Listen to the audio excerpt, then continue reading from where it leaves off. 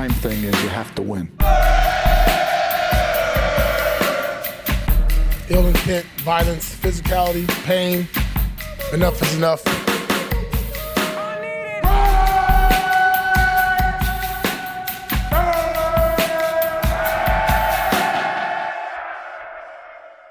All right, welcome back to another episode of the Just Win podcast. We are back. That's Vic Tafer. That's Tashan Reed. I'm Ted Wynn.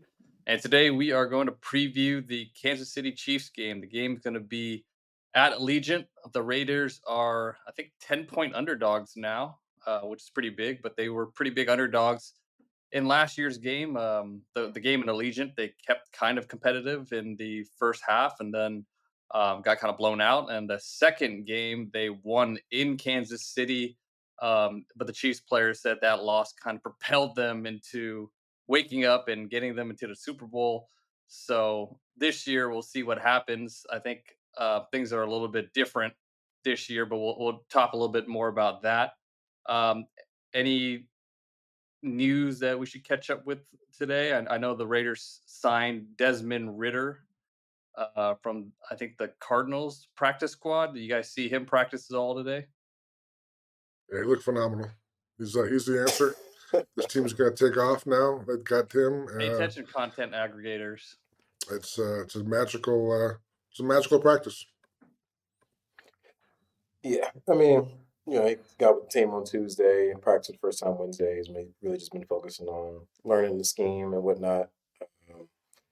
But I mean, we don't really get to see practice anymore. You see the first 15 minutes, and it's basically guys stretching and running around. So not many observations to glean there. But I mean, he's a relatively young guy. He's only in his third year in the league. Started not really a couple years, but a season and a half for the Falcons, and ended up with the Cardinals after getting cut. And I mean, I think a few different teams viewed him favorably coming out of Cincinnati and thought he might have some starting upside. But at least for this week, for the Raiders, he's going in as the backup. Gardner Minshew still preparing as a starter, in the wake of Aiden O'Connell officially getting placed on injured reserve due to a broken thumb. He's going to be out for approximately 4 to 6 weeks, and he has to miss at least the next 4 games. So he's going to be out for quite some time. And so, Gardner Minshew came in and finished last game against the Rams. Looked pretty bad, but they don't really have a lot of choice but to stick with them. I mean, I guess you could turn to Ridder right away, but again, he's coming off a short turnaround, just joined the team, still learning the system. So figure they want to give Minshew a shot to bounce back this week before they make any changes. Yeah, they weren't ready to give Carter Bradley a bump. I'm not sure they will be ready at some point, but that was the other option. So they kind of wanted to sign a quarterback who had some experience, had started a game. I think the choices, were Desmond Ridder, Bailey Zappa, and C.J. Beathard. I think were the 3 guys who were out there who had started an NFL game, and they chose Ridder. They liked his athleticism. He can run a little bit, but I don't think if Raider fans are thinking this is like a golden ticket, it's not really that situation. I think Gardner Minshew is going to be the guy, at least till the bye week, and we'll see what happens then. But they're trying to regroup and be positive, and think that if Gardner can take away the interceptions, then actually he'd be all right. So that's been a big ask so far, but that's the ask again this week, is to not turn the ball over and give your guys a chance to win. And I guess one development today, we'll talk about injuries later on, but I guess Jakobi Meyers didn't practice today after he had yesterday. So that's not a good sign, but he definitely is sorely needed for this offense to kind of have any chance to click. Yeah, I think, as far as Desmond Ridder goes, he came out in that quarterback class that is considered one of the worst classes that we've seen in a long time. First quarterback drafted was, I think, the 3rd round in that class. And Desmond Ridder was seen as a top quarterback, but it wasn't like, great competition. But he's a quarterback that's a little bit more mature. He can go through his progressions. He could learn an NFL offense. The top thing I liked about him coming out was he was very aggressive. He wanted to hunt those downfield windows and try to manipulate defenses with eyes, which is a good trait. But in NFL, I thought he made some really nice tight window throws too, but he just couldn't get the turnover problem down. He would fumble.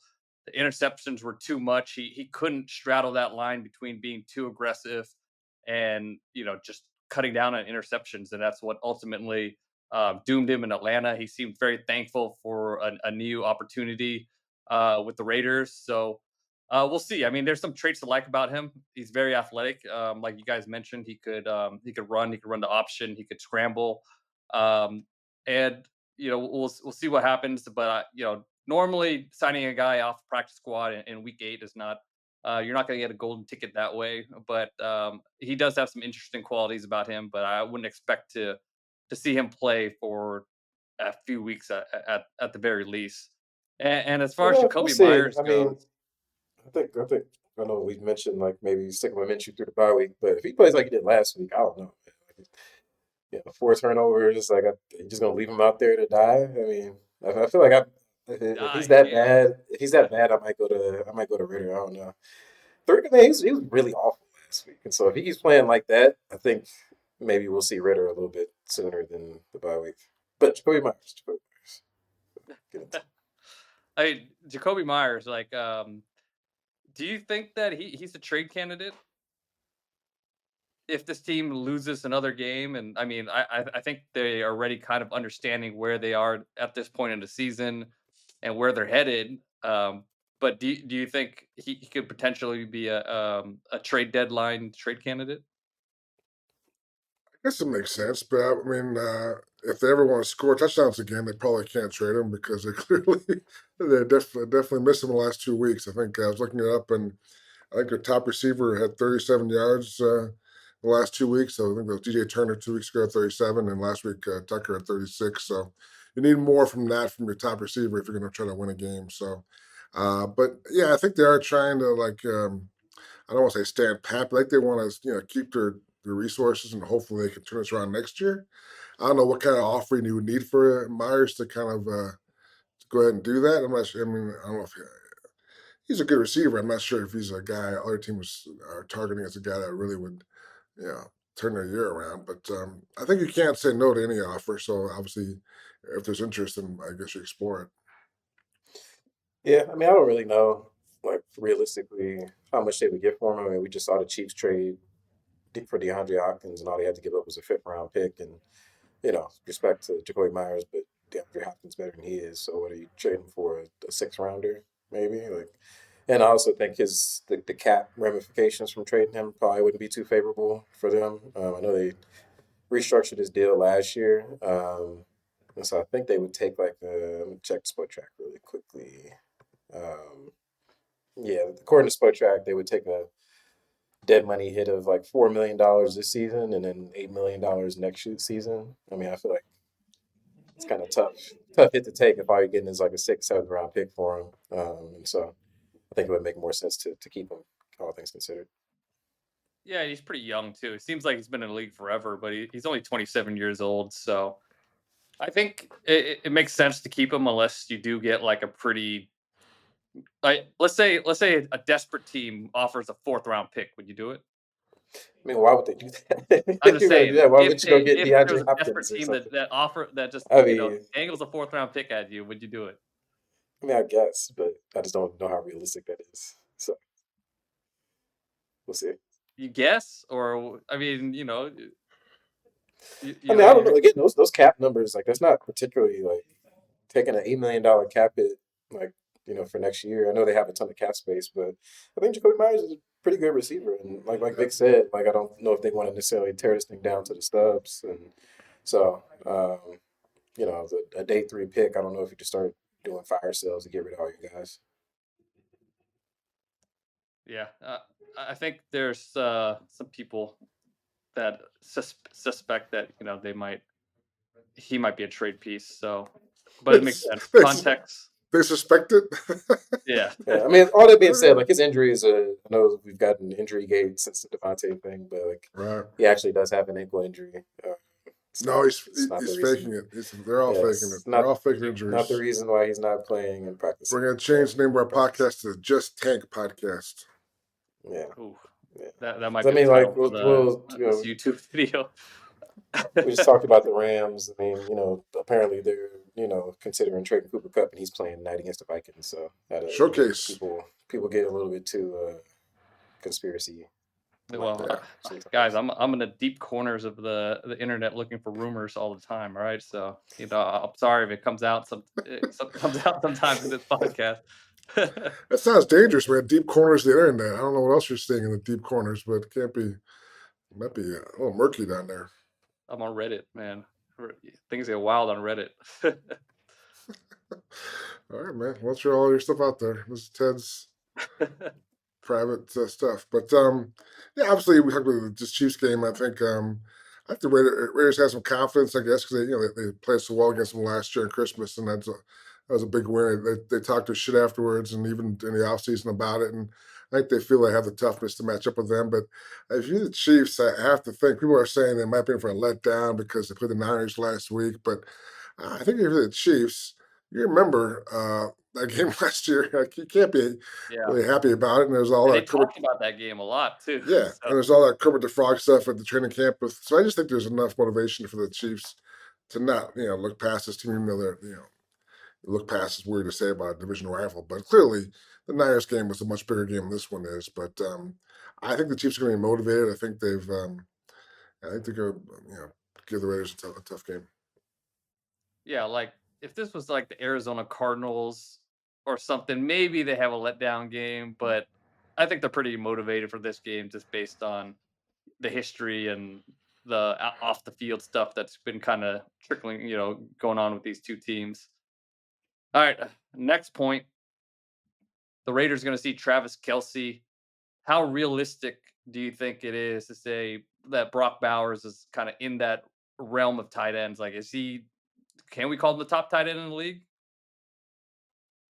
Probably can. I think there's been some fall off of Kelsey this year, but then Kittle's been hurt. But clearly Brock's it's not a fluke. He definitely he's kind of he's arrived, and he's arrived very loudly, and kind of and it's also impressive because you lost Devontae Adams, and all of a sudden you're the number one target on your team as a rookie, and he's still kind of carrying the load. So very impressive guy. Just been a very impressive year for him, and I think we'll see this weekend. Kind of if there's I don't want to say changing of the guard, but I think Kelsey is clearly, he's still productive, but not quite the guy he has been killing the Raiders in the past. So you might see the best tight end on the field be in a Raiders uniform.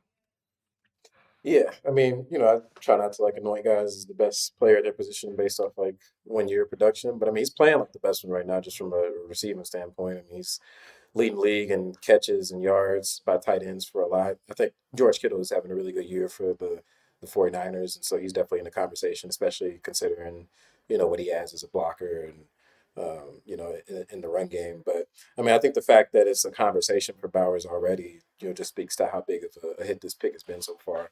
For the Raiders, they probably have leaned on him more than they expected to this year, just between the Devontae Adams fallout and missing Jakobi Meyers and not being able to run the ball consistently throughout the year. But the fact that he's been able to take on that opportunity and maximize it, I mean, I think that's a really encouraging sign for the future. I mean, he's a young player. I think he's still only 21 years old, and so if he's only getting better from here, I mean, the upside is clearly uh, makes that pick warranted.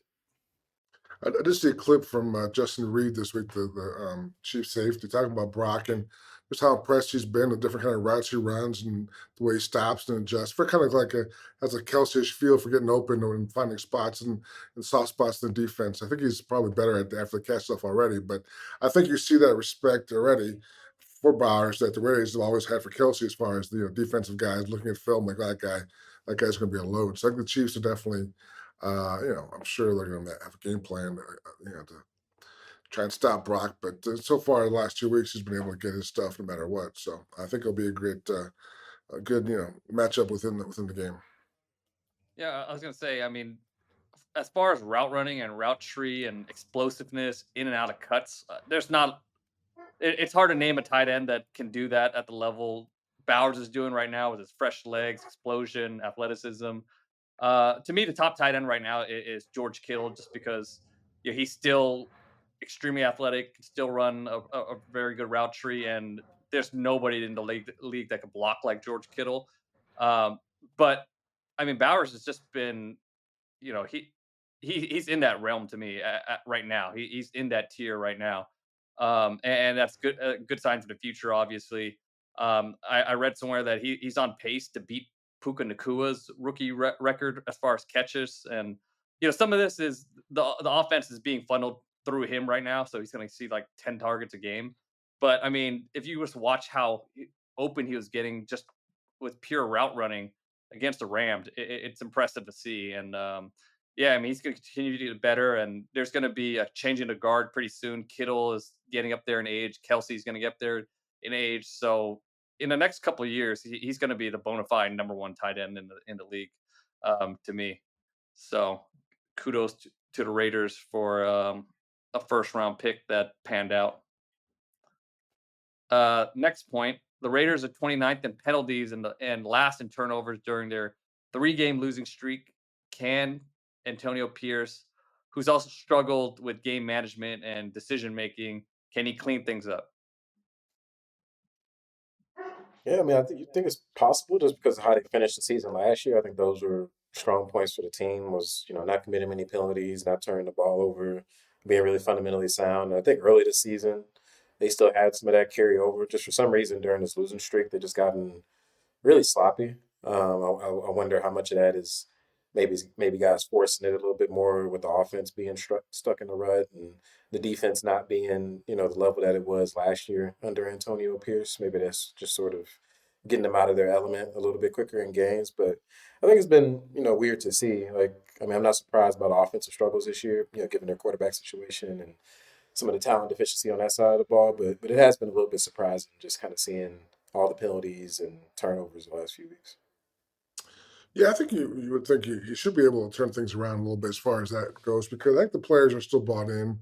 I do think it's a pretty good coaching staff. We talked about it, before the year started, and I think there's some quality guys, both with experience, also younger guys who can kind of get the message across. And I thought they had a good training camp, and clearly that hasn't paid off. But I think it's a lot due to injuries. I think when guys kind of you always hear the phrase "next man up," and when a guy steps up into a void, it's not going to be as smooth as sometimes the transition. It's going to be some awkward, some false steps, and I think we've seen that. So I think there is that excuse kind of that is I think available, and also I think it's viable that they actually have had injuries in defense. Now with Jakobi on offense, after losing Devontae, you definitely have some guys hard to replace. So I do think that the work ethic he's mentioned is still there. Players still care.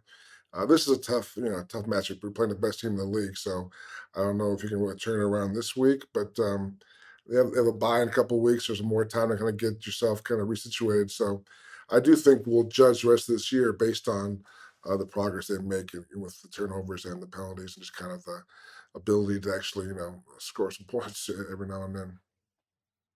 The turnover thing, I don't know if that's going to get fixed. I mean, if they get ultra conservative and just decide they're going to run the ball at extremely high rate, even though their run game has been one of the least efficient games in the league, then maybe they could cut down on turnover problems. But if Gardner Minshew is playing the way that he's playing now, that turnover problem is gonna be a tough one to turn around.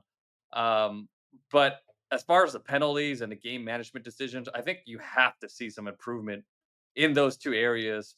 For I don't know if Pierce is coaching for his job, but I think to feel better about Pierce and him being a young coach, and he's supposed to be kind of this disciplinarian CEO type of coach. Like those are the areas that need to be at a certain level to kind of justify him being the coach of this team. So, we'll see if he's able to clean those areas up. We know the offense has its limitations, but the things that they can control are penalties and game management decisions. So we'll see.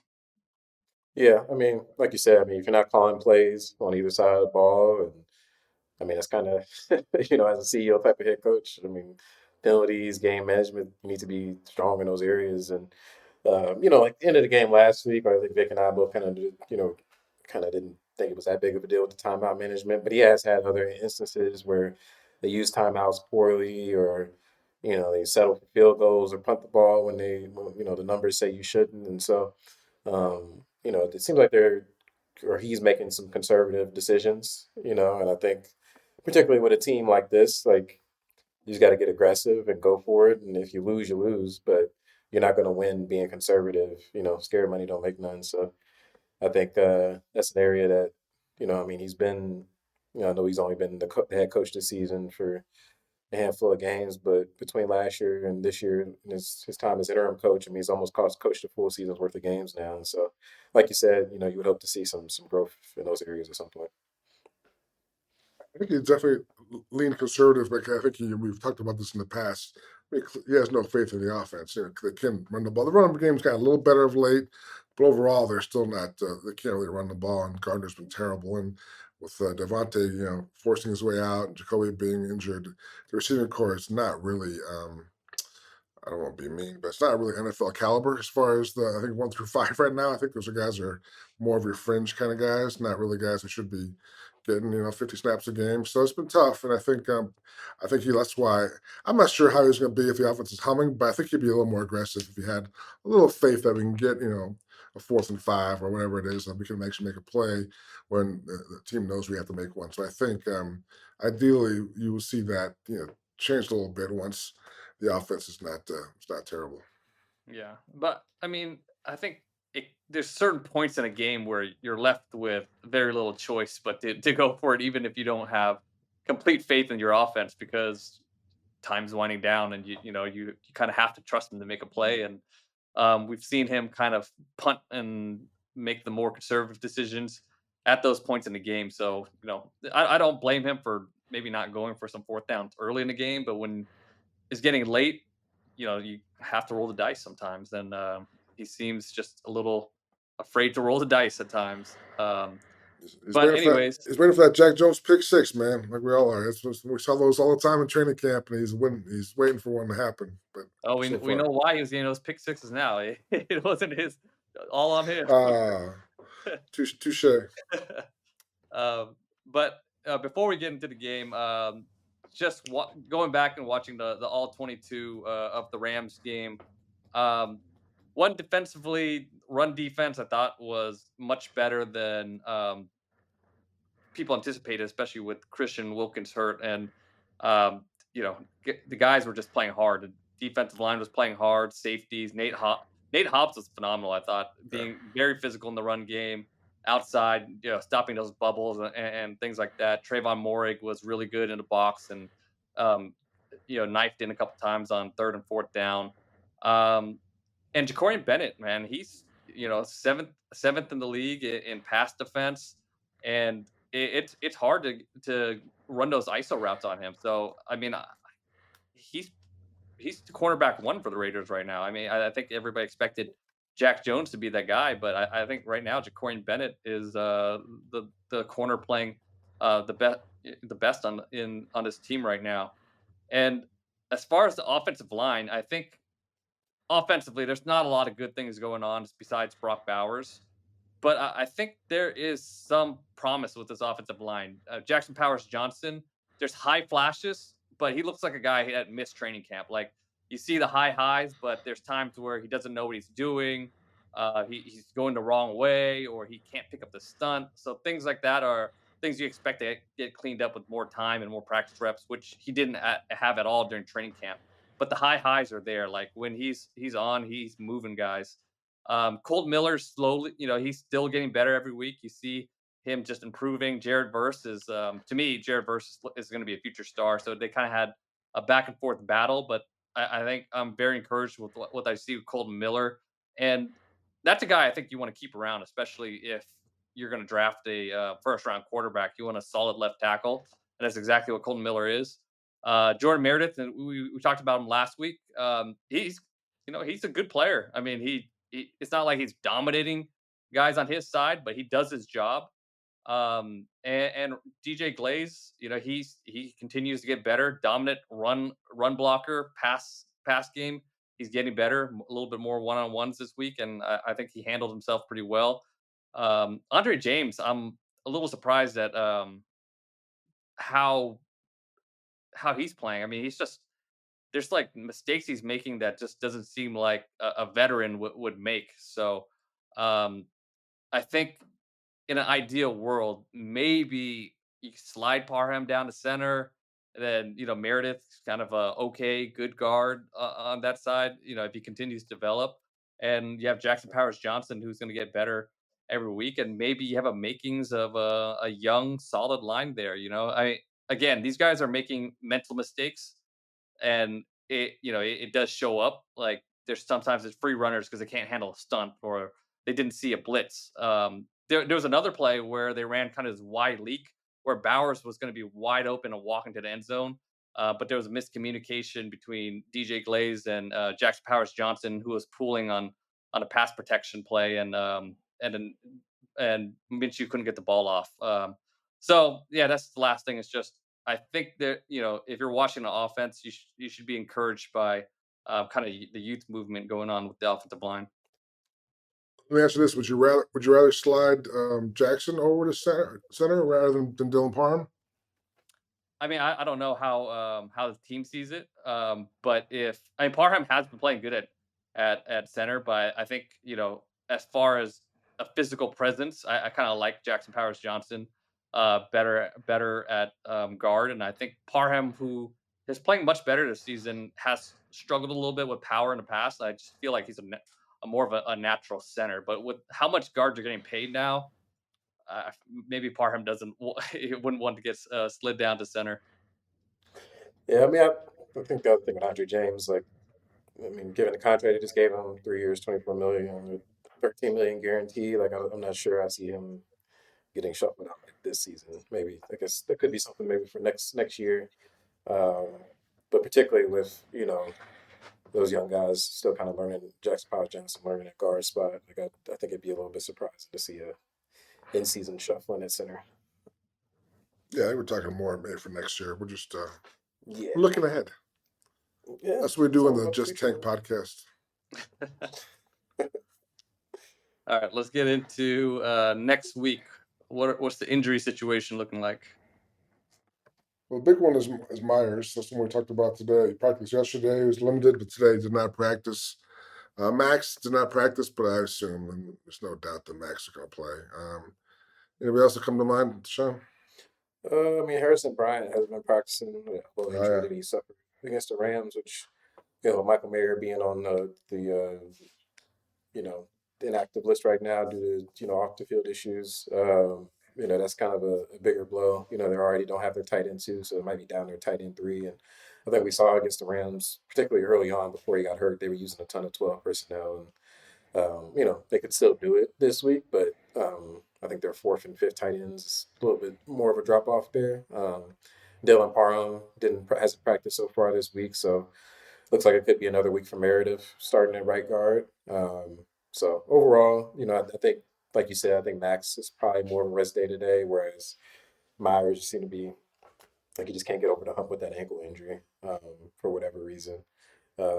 Tommy Eichenberg was limited with a hamstring injury. He hasn't played the last couple of games, I believe. And then on the Chiefs side, Juju Smith-Schuster and Mike Danna did not practice today or yesterday, so looks like they're a little questionable. They're doubtful to play.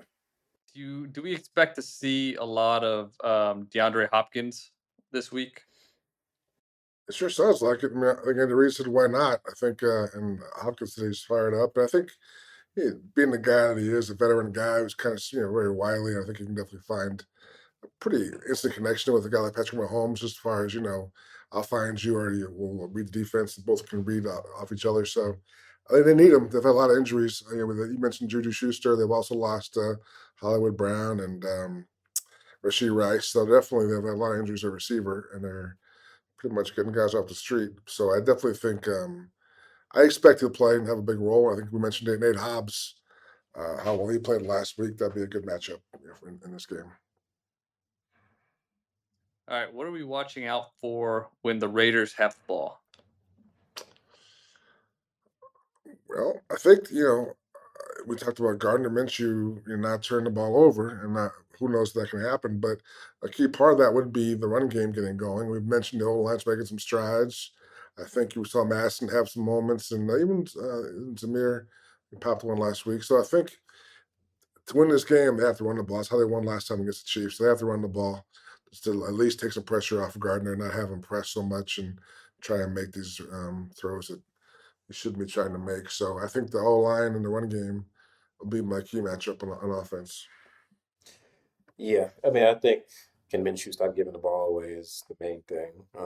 His offense just isn't going to be that good in general, but especially not if they're turning the ball over the way they've been doing as of late. So, as he said after the game last week, like he hasn't really been a guy that's turned the ball over quite like this before. And so, tough matchup this week going against his Chiefs defense, which is, even after losing L'Jarius Sneed in the offseason, they remain one of the best defenses in the league. And so it might be tough to get back on track this week, but if they're going to have any semblance of a chance, they can't turn the ball over how they've been doing. Yeah. So the Raiders beat the Chiefs in Kansas City mainly because they were able to run the ball last year. But the Chiefs defense, even though they were one of the top defenses last year, their weakness was the run game. They were a bottom 10 run game in several metrics. This year they're an average run defense, a little bit better than average. So and the Raiders I think are probably a little worse at running the ball right now. Unless these young guys really get up to speed. Um, it, I just don't see a world where the Raiders move the ball consistently against the Chiefs, who are just a suffocating defense. And man, some of the things they were doing in the secondary against Brock Purdy were just next level as far as they're disguising. So I don't know if they're going to be as exotic against Gardner Minshew, but this is going to be a tough defense to move the ball against. And Spags is as good as any defensive coordinator at taking away an offensive number one threat. They just have so many ways to double team and bracket your number one threat that I don't think Brock Bowers is going to have much of an impact in this game, and they're going to try to make other guys beat you. And I just don't know if there's a guy in this team that could consistently beat these Chiefs defensive backs, and it's going to be kind of a rough outing with Chris Jones, you know, rushing in the middle, and they kind of gave him the free. It feels like they gave him the freedom just to pick whatever matchup he wants, and he can just go there on the offensive line. He wants a matchup against DJ Glaze. He could bump out outside. If he wants a matchup against JPJ, he could go inside. If he wants to go on the other side against Meredith, he could do that too. So this is just going to be a tough matchup. I don't even know if the Raiders can score 10 points in this game. Yeah, I mean, like Chiefs' run defense. I mean, they're only averaging or allowing, I guess I should say, 3.8 yards a carry, which is third best in the league. So, I mean, they're pretty great against the run so far this year, and it really hasn't mattered for the Raiders whether the other team is good at stopping the run or not. Like they haven't been able to run the ball consistently, and so particularly against this defense, like I don't really see that changing. But then, like you said with Spags, kind of like how Bill Belichick used to be with the Patriots, just kind of finding a way to take away the other team's number one option. And, especially if Myers can't play, like who else are you really scared about, if you're the Chiefs secondary besides Brock Bowers? And so I feel like you can double team him almost the whole game if you wanted to. While Bowers has been really excellent, I think it'd be tough sledding. Gardner is just like in a bad space right now mentally. Like he is jumping around into pressure worse than he ever has in his career, and he's just not seeing the field very well. So it's going to be tough for the Raiders offense. All right, on the other side of the ball, what are we looking at? So I think the only hope is if Patrick Mahomes kind of has one of those weird games where he just sort of loses his mind. I think he struggled this year a good amount with turnovers. I mean, he's not too far behind Minshew, I don't think, in terms of like leading the league in turnovers this year. And he's just been making some really weird decisions. And we saw, I mean, the Raiders, that was to the Raiders' advantage in that Christmas Day game last year, especially Jack Jones took advantage of him with that pick six. And so maybe that's the way that the Raiders could swing the game, making some, forcing some takeaways of their own. I think they only have 3 takeaways this year as a defense, which is, one of the worst figures in the league. And so if Mahomes continues to have his struggles protecting the ball, maybe that could open the window for the Raiders defense to generate some points. Yeah, I think the Raiders got, obviously, we mentioned Hopkins. Also got to watch out for a guy like McCole Hardman, who's kind of dangerous in jet sweeps and is a very fast guy who kind of has fallen in and out of a role over the years, but that they need him they need him now. So I think he's the guy who you can't have him beat you deep, can't have him beat you on the edge. So that'll be a key matchup, I think, as far as not letting the Chiefs have explosive plays, which they haven't so far this year. They're definitely kind of a grounded and pounded kind of team this year, but I think that there's always a possibility that Hardman could break one. So you got to make sure the defense keeps him honest. Yeah, the Chiefs' offense. I'm very pessimistic about what the Raiders can do offensively, but I think if there's a chance to keep this game close or even win it, I think the defense could have pretty good day against the offense. Like you guys mentioned, Patrick Mahomes isn't playing well. He's thrown more interceptions than touchdown passes this year, but he's lost his top 3 receivers this year. And Travis Kelce is just not the same tight end that he has been. But what this offense does very well is they are very efficient at running the ball. They aren't explosive because they don't have good running backs, but their offensive line opens up some holes, and they lead the league in offensive rushing success rate. So they're getting good, 4-7 yard gains each time they're running the ball. But again, they're not very explosive in the passing or running game. And but I think and the Raiders again, they were surprisingly good against the Rams running game, which is one of the top running games in the league as well. So I think the Raiders will have some success against this Chiefs offense. Patrick Mahomes is Patrick Mahomes, and he can still pull out some magic when they need to, and they can just score. And they've just that's what they've been doing, just scoring just enough to win these games and doing just enough to win games. And obviously, they're undefeated, so their formula works. They've kind of transitioned to this defensive team that's efficient on offense. That's that even they're trying not to make mistakes, but Mahomes still has 8 picks, so you can get them, but yeah, to me, if this game is close, it's going to be because of defense, and maybe they get a turnover and put the offense in good position to score. But to me, this is going to be a very low scoring game. I mean, Travis Kelce looks tired, man, and it makes sense. Been traveling the world all off season, You jet blaming lag. Taylor Swift for this? No, I'm blaming jet lag. I'm not blaming Taylor Swift. I mean, the guy put a lot of miles on, and I think if the Raiders, you just hope he doesn't wake up this week because I think I don't have his numbers handy, but I think he's really close to being like the all-time king against the Raiders as far as like catches, touchdowns, and yards catching. I think he'll be like the top guy historically against the Raiders in all 3 categories before long. So he has owned this franchise for a while, and you'd hope he doesn't bounce back this week and kind of be the guy he has been in the past. So I think you hope that laying dogs keep laying low for another week. Yeah, I think we're going to see Patrick Graham continue to blitz at a high rate, and if he's blitzing, then we're going to see Pal Mao play a little bit of man coverage on Kelsey. And I mean, we'll see. I don't think they're going to double Kelsey. I mean, based on what he's shown so Right? far this Yeah, you shouldn't. season, Yeah. yeah, like they probably will at times on third down because they don't have a lot of other threats. But it's not a classic Travis Kelce game where you have to get 2 defenders on him and your DNs can't rush because they have to like bump him at the line. So yeah, I think to me this is going to be a defensive game. I don't know what's the over under. It's got to be under 40, right? It's Come going to on, be a low man. scoring game. You're giving your top play. You're saying bet the under. Yeah, but if the under is like 35 or something, that's It's that's not. It's not 35. No such, okay. The game's not being played in the snow. 41 and a half. 41 and a half. 41 and Yeah. a half. All right. So you're Yeah. saying bet the under. Bet the under. All right. There you go. That's Ted Win lock of the week. The under. Lock of the week. All right. So what are our matchups of the game? I think we talked about them. We talked about the Hopkins and Nate Hobbs won. Obviously, the Kelce. That both tight end matchups I think are big.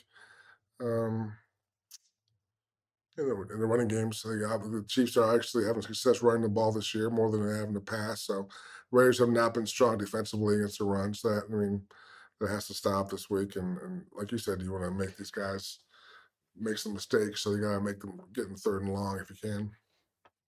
Yeah, I mean, I think mine is probably Chiefs cornerback Trent McDuffie and Brock Bowers. I would assume that's who they put on Brock Bowers. McDuffie's a little smaller, but he's one of the better cornerbacks in the league, all pro player.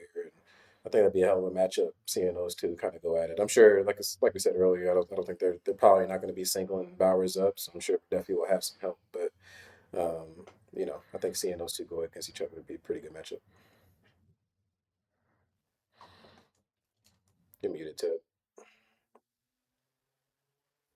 To me, I'm curious to see how this young offensive line continues to develop, and they're going to be playing a very tough Chiefs defensive line led by Chris Jones, obviously. So, not an individual player, but just the line as a whole, because I think there's been so many miscommunication issues that they have to get those things fixed, and then physically, how are they going to be able to match up against one of the better defensive lines in the league? All right, let's get into X factors. Who are your X factors? Well, I think for the Chiefs and probably overall for this game, DeAndre Hopkins. Seeing him coming in after getting traded from the Titans, if he's able to make an immediate impact, or if he's not really that involved. But we've talked about the Chiefs' struggles on offense, but if DeAndre Hopkins has a big day, that could change things pretty quickly compared to the level of receiver play that they've had so far this season. Since Rice got hurt and Brown's been out, so I think that's a big one. I don't know where he lines up. I mean, we haven't seen him play for him, but traditionally he's more of an X receiver, so there might be more of a Jakorian Bennett, Jack Jones matchup than it is an Hobbs matchup. We'll kind of see how they use him, but I think wherever he's lined up, I think Hopkins will be the X factor in this one. I'll go with their side of the ball. I'll go with, I think I mentioned it last week, and it's got to be Trey Tucker. I mean, you're hoping Myers plays. That'll make his life easier. But if Myers doesn't play, you still need more than I think that, like I said, the last 2 weeks, their top receivers had 37 and 36 yards the last 2 weeks, and that can't happen. So you got to get Tucker somehow involved in the deep throw or more jet sweeps, but you need some production out of your top receiver available. So I think Trey Tucker would be the only hope to get some points and kind of keep this game close. Yeah, I mean, against a defense that's going to play as much man coverage as the Chiefs are going to play, and we're going to expect a lot of doubles on Bowers. Trey Tucker, for this offense to move the ball, you have to get a big play or two from Trey Tucker, whether it's on a vertical or he's beating somebody horizontally across the field. This type of game, he has to get off press coverage first of all, but if he can, he has the speed to get past those guys. So we'll see. I think Trayvon Moore will be my X factor. I thought he played a really good game against the Rams and was key against stopping their run game. So I suspect they'll probably play him around the line of scrimmage a little bit more this game. So they're going to need him to make a couple of TFLs and maybe cause a turnover and get a pick. So Trayvon Moore is my X factor. All right, let's get into predictions. I'll go first. I'm gonna go against the Ted Win lock of the year. I'm gonna go with the over. I got the Chiefs 30, Raiders 13. Ooh, 30. Okay. So you're predicting it just kind of breaks loose in a Yeah, like the last few games, the last couple games, they were close for a while. Then the kind of defense kind of got worn down at the end. I think the last few games were kind of similar to that. So I just don't think the offense can keep it close for that long. And the defense at some point will put her out. I think, I'm sure. I envision definitely after the game the Kermit the Frog thing coming up again at some point. I think that'll be something that Mahomes or the players mentioned.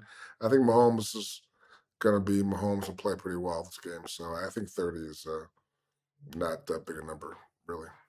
I guarantee you they're going to have a crazy red zone play they're going to call Kermit.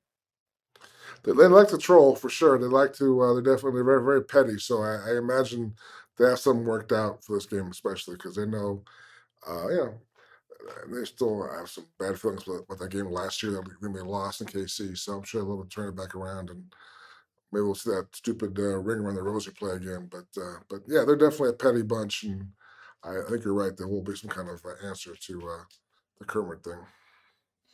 Yeah. I don't think this one's going to be particularly close. I'm going Chiefs 31, Raiders 7. It's going to be. So you like your under? Yeah, like it's under. Not for good reasons for the Raiders, I guess, but yeah. Blowout. So based on our formula, that means Ted has to pick the Raiders to win. We can't all agree, right? So Ted, you got to pick the Raiders. No, I mean Raiders fans likely agree because that means that they win. Oh, okay, then go ahead. Pick Yeah, the Chiefs. we're Then. Pick the reverse Chiefs. curse. Reverse curse. Yeah. Yeah. Reverse curse. All right. All right. Yeah. I think Though, wait, hold on. As the Just Tank podcast, I think most Raider fans want them to lose, right? At this point, Yeah. they don't want the curse. Probably. Yeah. Ah, go ahead. well, we're gonna have to curse them anyways. I'm gonna say I don't think it's gonna be a blowout in terms of like a 30-point game, just because I don't think the Chiefs' offense is explosive enough to do that. I think they're kind of similar to the Rams' offense, with all the injuries the Rams have at wide receiver. I think it's gonna be 23 to 6. 23 to 6. Wow, Yeah. you guys I mean, hate this I would not offense. take a 7 and 10-point 6 points, man. I wouldn't would I take a not hate 10-point this spread offense? because I feel like something messy is going to happen in this game, and maybe it keeps it a little closer than that. But Something messy. All right. yeah, Okay. 20, Well, 23 to 6. 23 they to had 6. they had 2 defensive scores last time, right? So maybe they get a defensive score. Who knows? Yeah. All right, 23. My prediction is going to be 23 to 6, and the Chiefs run some crazy red zone play, and it's going to come out later that they called it like corn dog Kermit or something. Yeah, very Corn specific. dog Kermit. Yeah, corn dog's the name of the motion they always use. In Or that how about give Miss guys Piggy? wide open run. Miss Piggy, because they're a cute bunch. So they'll call them Miss Piggy. Miss Okay, Piggy Kermit. okay. Nice. All right, I like that's our how prediction. we're guessing names their trick plays now. It's kind of cool. Yeah. All right, let's get into questions. Following what Vic said about wide receivers being open on film, does that mean Getsy will get a second chance next year, or would they bring in a new offensive coordinator to help choose and develop the young quarterback we draft next year? And Ted, if you choose to comment, please pronounce the SCH in the name, John Schnars. Schnars. That couldn't have been right, but That's a good question. I think it's way too obviously it's way too early to kind of guess about a coach's job. So depends how the year finishes, how many wins they have. But because always it's something we've seen it in the past with Raiders teams. Usually, if things were really bad, there's always a scapegoat. Someone's got to take a fall, and I guess fans would want Getsy to be that guy. But I don't really like. I know that he's the guy everybody's out for right now. I don't really see why. I think clearly they can't score, but the quarterbacks have been terrible. The receivers have been hurt and leaving town.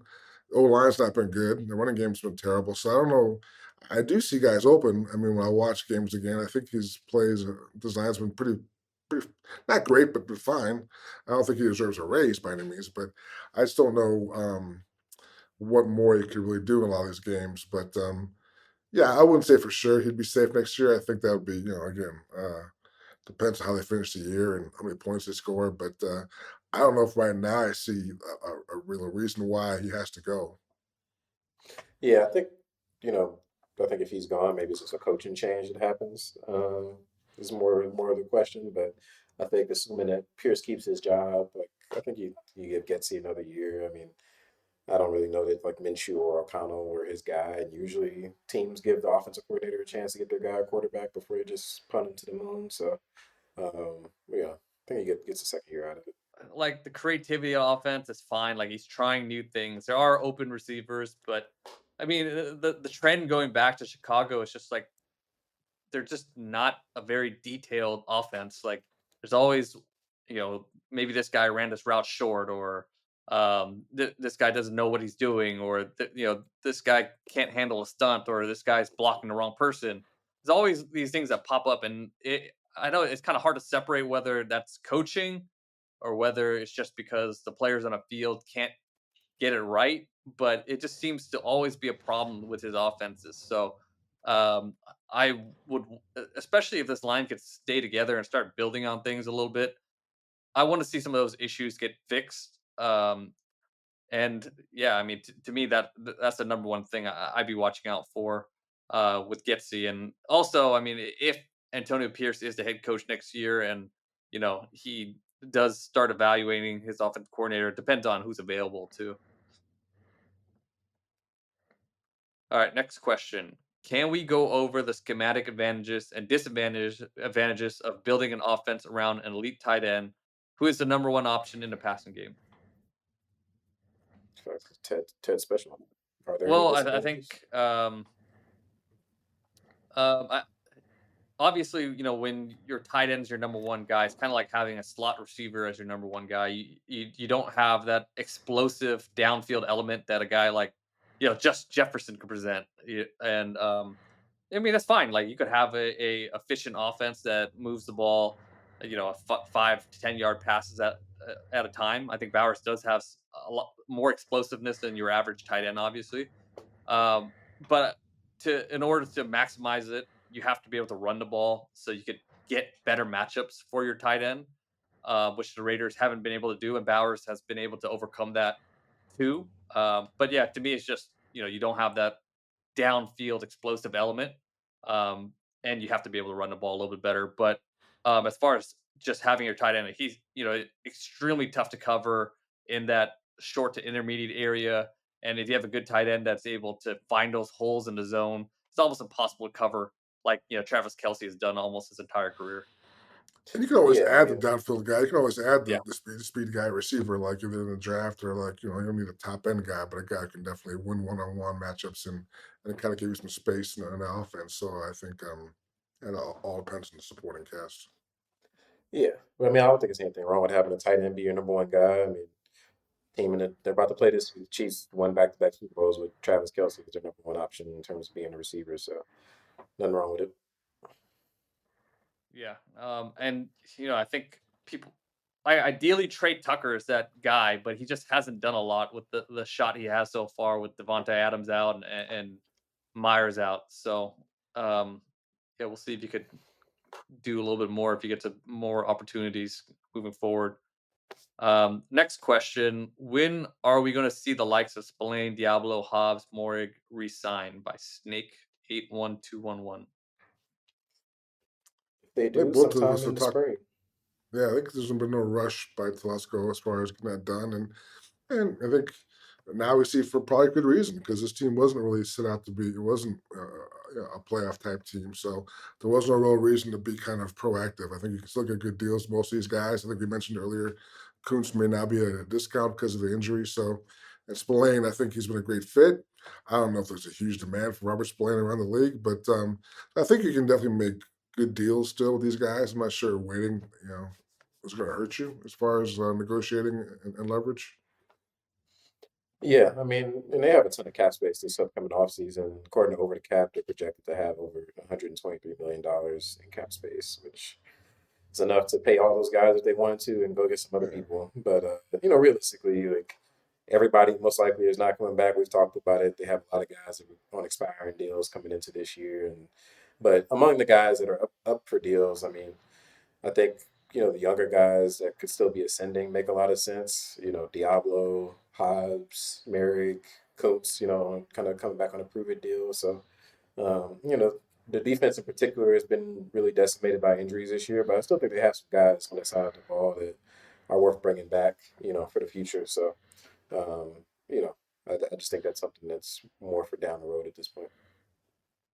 Yeah, I think Spillane and Hobbs would be a little bit more priority just because they've been such good players when they're on the field. I mean, Antonio Pierce compared Spillane to the Max Crosby of the second level. So, I think they probably bring him back. I think Diablo and Morig are still kind of let's evaluate and see how they continue to progress. I mean, obviously Diablo has been playing pretty well the last 2 weeks, and Morig showed up last game. So, well, they're obviously they're playing for the next contract. So we'll see if they continue to improve. Um, Next question by Dirt McGirt 42. I can pronounce that one. Any reason to believe the Raiders will bungle their opportunity to finally draft a good quarterback by winning a couple meaningless games at the end of the season? That's kind of been their way historically, but you hope that doesn't happen this year. And again, we don't know yet all the guys will be in the draft and how high they'll go, but it seems like there's a couple, Sanders and Ward who are kind of the queens of the ball right now. So you can't get too far down in the draft ladder. So, yeah, I think I'm not sure I see the offensive upside to really win a lot of games on the stretch, I think you should be okay in that regard. Yeah, I mean it's tough, man.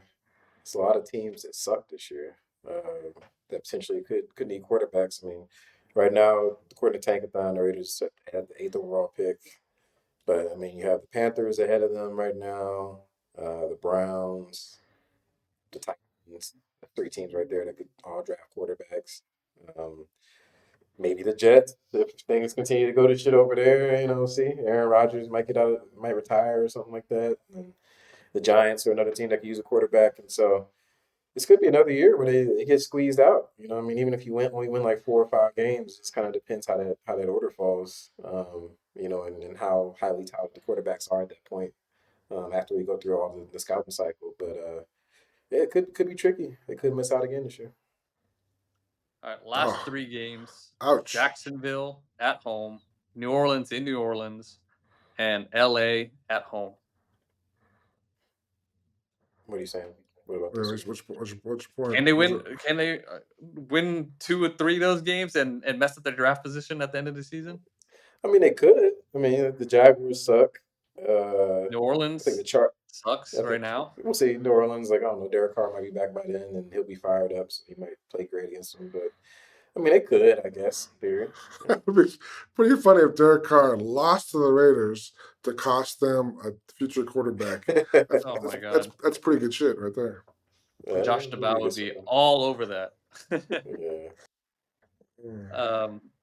Yeah, I mean, even if they are, 10 or a fringe top 10, they have to make a move. Like they got to package up their draft picks and get in position to draft a quarterback. I just don't think you can be squeezed out. I mean, you do have some good veterans on a team.